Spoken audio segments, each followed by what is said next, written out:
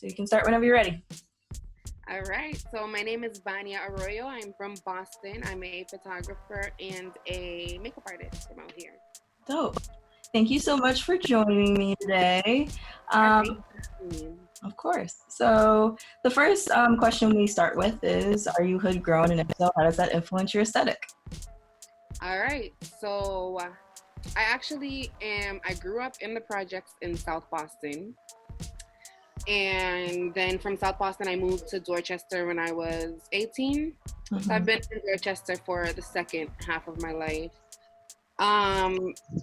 And, growing up in South Boston, my upbringing was interesting. I grew up, most of my friends were white. And South Boston is a predominantly white neighborhood. So my experiences were different from a lot of other people that I know who grew up in like Dorchester or Roxbury. Because I actually grew up with racism and I thought it was normal. So I left South Boston and I was like, yeah, that's not what it was supposed to be. This isn't normal. This isn't good.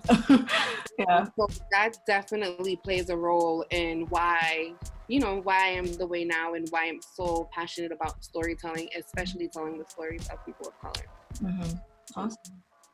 So just before we even get into our interview here, I just want to ask you, like, how are you doing? How are you feeling? How are you taking care of yourself through all this time? I just want to do a short little self-care check-in. How's it all going for you?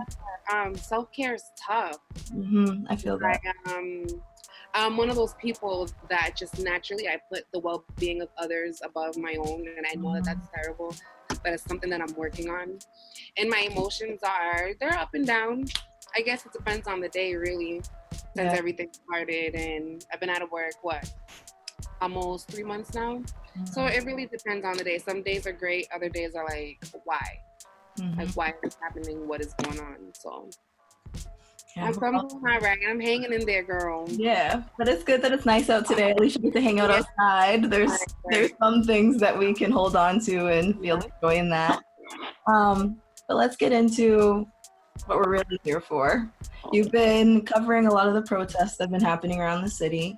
How was the protest on May 31st? And how did you move through the crowd, not only as a protester, but also as a photographer documenting the work, just the movement? So I tried to get there early. I actually made it just on time. By the time I made it to Nubian Square, formerly known as Dudley Square, the protest was just starting and they were just starting to walk. So I like to usually stay up in the front because I want to know who the speakers are and I want to be around for when they're speaking. As far as I'm there for the protest to be a part of the protest, and I bring my camera along. So protesting for me comes first and then capturing comes second. So I participate as much as I can but I also keep my eyes open for what's going on around me. And so if something captures my attention, then, I'll pull up my camera and start photographing. And as far as keeping up with the crowd, it's a whole lot of just running through this crowd, a whole bunch of excuse me, and trying to get through to kind of, keep up with what's going on at the front. Because when you're all the way at the end of the line, it's kind of hard to know what's going on. You kind of feel like you're just, just walking and marching and holding up a sign. And that's good and all. And everybody should be supporting if they want. But I personally like to be up in the front.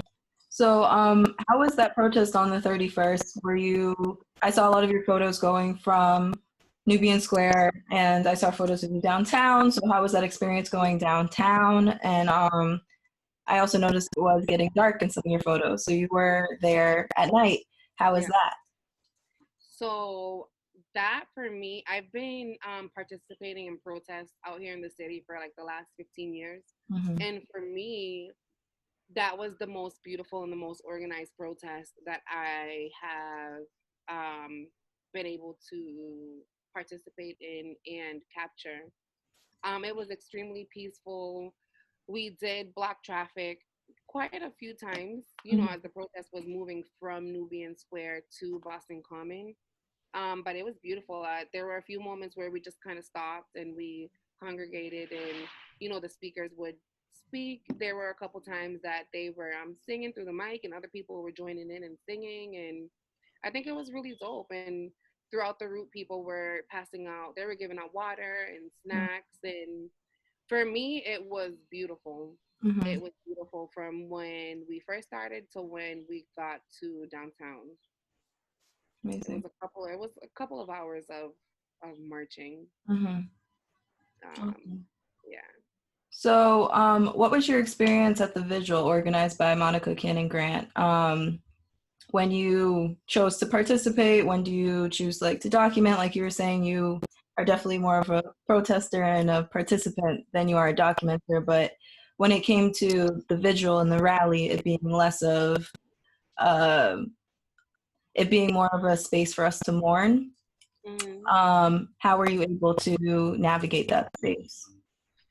So again, I tried to get there early before it starts because I wanted to be up in the front.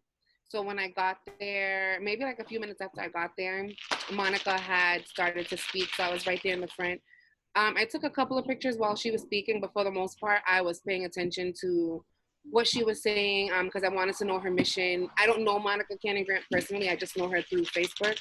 So I wanted to get to know her a little bit by paying attention to what she was saying, what was her mission behind having the vigil, and so yeah, so I listened to that part of it, and then when we moved into Blue Hill Ave for the die-in, I was going to participate in the die-in, but there were so many like powerful moments happening all at once that I just kind of worked my way through the crowd and just photographing. Like, there were kids on the floor, there were adults, there were our elders, and My it mom was were on there.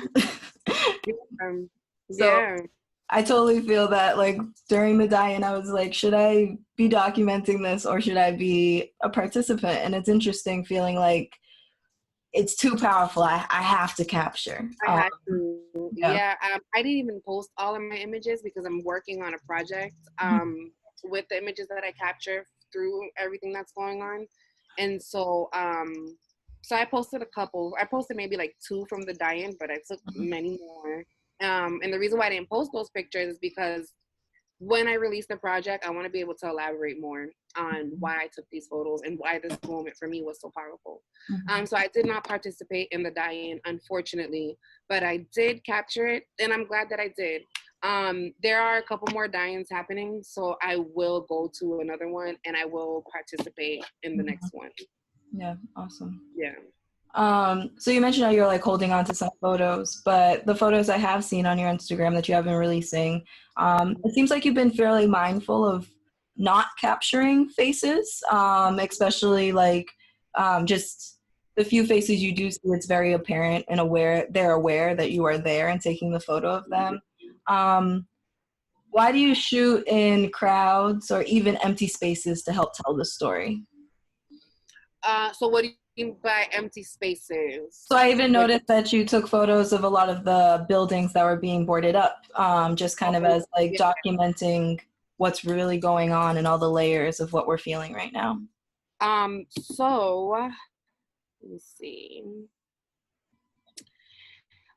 So I want to use these images. However, I want to be able to use them. So when you photograph people, you run into, sometimes you can run into legal issues where people don't want their pictures posted. And so I try to capture images that still tell the story without, you know, people, without running into any legal issues for when I do decide to use the photos in the way that I plan on using them. But the protest is not really about necessarily about the people that are there. It's about the movement, and so I focus on the movement. I focus on a lot of the signs because those are people's thoughts and their opinions. And the people who I do make eye contact with, like, it's kind of like they see me photographing them. So for me, I take that as consent. Yeah. And I photograph them. And I do ask some people if they mind being photographed. And they usually will say yes, or some people will say no.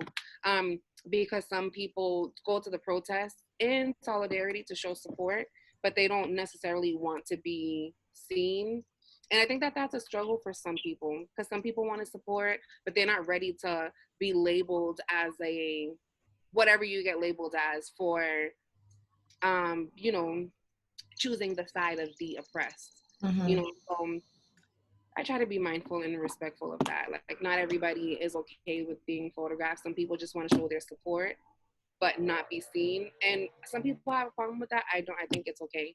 Like you're still showing your support. If you're not ready to like give up your life and be labeled as a whatever it is that people are labeling people these days, I think that that's okay. Like that's your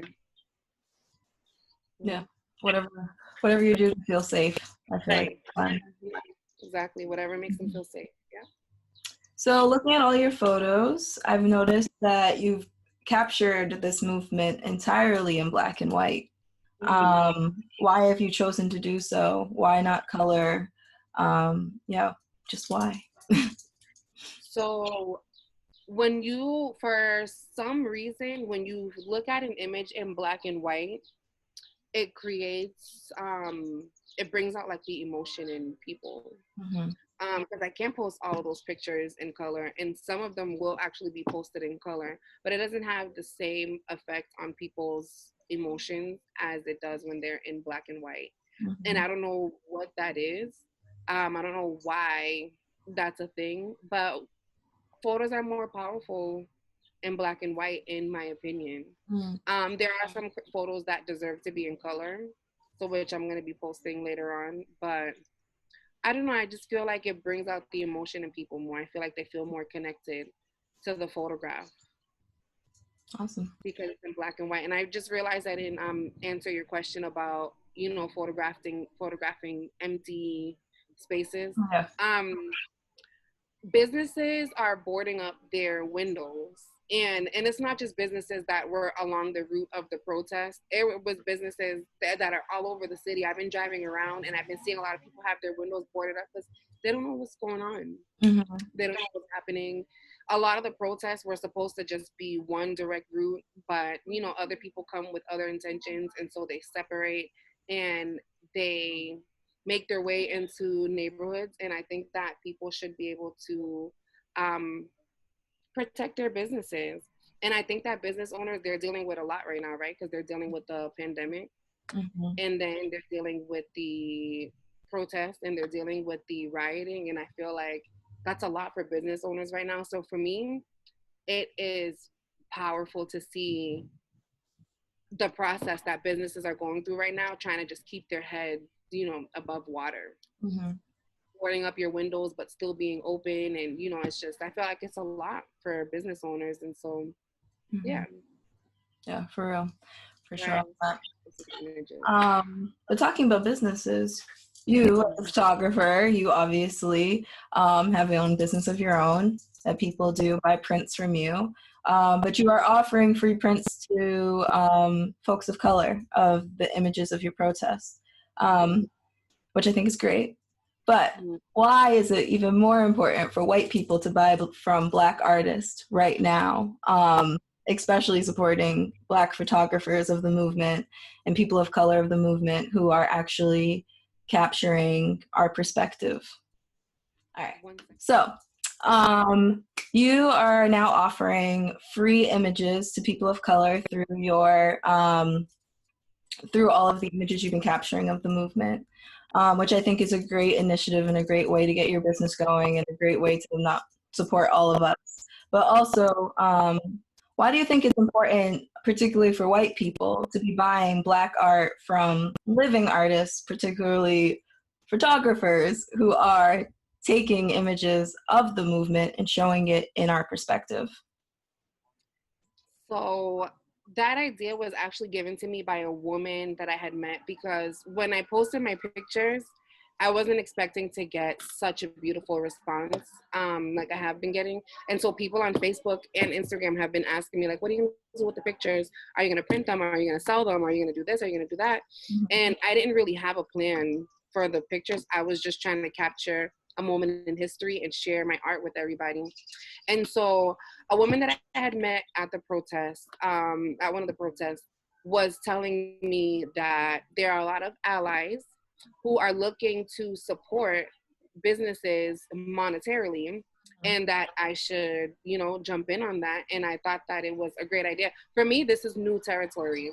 I have never like done anything like that, like being like, hey, white people should buy art from me so that I can give it to my community for free. That's never crossed my mind until this woman brought it to my attention. And I think that, if white people want to support by putting money in our pockets, I think it's fine. And I'll take it. And I personally don't like when people take tragedy and try to profit from it. So my intentions were not to photograph the movement and then sell my prints to people that want to have them in their homes. So because those were not my intentions, I don't want to take money from the Black community for my art. Like, you want this in your house? You can have this in your house. I want you to have it in your house. And, somebody was like, well, the money shouldn't come from your pocket. It should come from the pockets of the allies. And I was just like, all right, well, let me try it and let me see. And so far I have been getting donations, and I've been getting a lot of, requests for photographs from the protests from people of color. And so it's been helping me with because I want the prints to be high quality. I want them to already be framed. And so I appreciate the support from the allies, so that, because they're making this possible and it's not just them, like there are a few people of color who have been donating as well. And I have been refunding them as I'm going through, because I don't want them to feel like, I appreciate the support, but I want to give this to you without you, like, I don't want anything back in return. I want you to have this, and that's it. And so I do appreciate the support, but I want them to have this. I want them to have this piece of history in their homes, and I don't want them to pay for it. That's beautiful. Yeah. So what's next for you in your work, and as you're going through seeing more protests pop up? There's a couple this week. Are you planning on going? Are you going to keep adding to this collection? Are you just going to keep photographing the movement? I'm going to keep photographing the movement, and I'm going to go to as many as I can go to. My contracts for like weddings and all that stuff started getting canceled for me back in March, because a lot of people have rescheduled for next year. So I have time. I have time on my hands. I have time to go to all of these and to capture everything. I try to focus on the beautiful parts of the protest. I haven't photographed any of like the rioting or any of that's been happening, because I don't know, it's not in my spirit yet to take it there. I just want to capture like the beautiful moments and the moments of unity and the moments of that I look at as powerful. So I don't know, I've always wanted to get into photojournalism, so I feel like this is a great start for me. Oh yeah, this is the time. Like, it's right here. I don't have to go to school for it. I don't have to look for it. It's literally right at my doorstep. And so I think with my photography business, I'm, moving into photojournalism, which is what I've always wanted to do with it anyway, so I enjoy the art of storytelling. That's why I became a photographer. And so I think that's what's next for me, is being able to tell other stories and hopefully, travel the world with my camera, telling the stories from around the world. Awesome. Oh, yeah. So lastly, where can the people find you? Where can they find your beautiful images? And where can, more importantly, white people support and buy your work? So you can find me on Instagram and Facebook.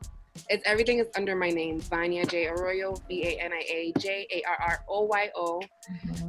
You can support my work by Cash Apping or Venmoing me, or PayPaling me. A donation in any amount. And again, all of my PayPal, all of that is at Vania J Arroyo, hashtag Vania J Arroyo. Beautiful. And I'll have that all in the show notes too for people so they can find it easily. Thank you. I prefer you to follow me on Instagram. I try to keep Facebook personal, but I have 4,000 friends now, so Well, not that personal. So, but if you want to request me on Facebook, that's cool too. But I prefer for people to follow me on Instagram if they are interested in my work. But if you're interested in my work and getting to know my personality, then hit me up on Facebook. So, thank you so much for this conversation. It was super dope. Thank you for having me. I appreciate that you reached out and. Of course. Yeah. So, yeah. Awesome. Thank you.